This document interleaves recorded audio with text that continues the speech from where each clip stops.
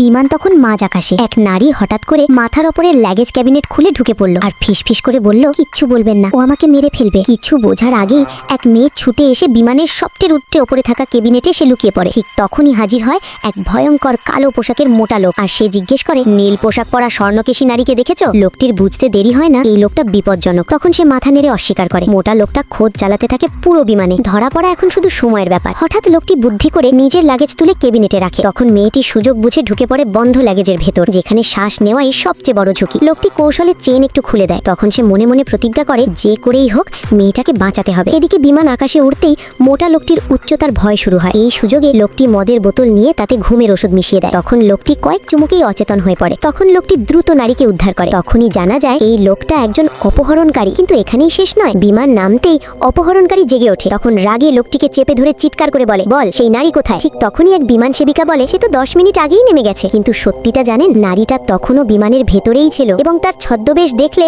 আপনি বিশ্বাসই করবেন না।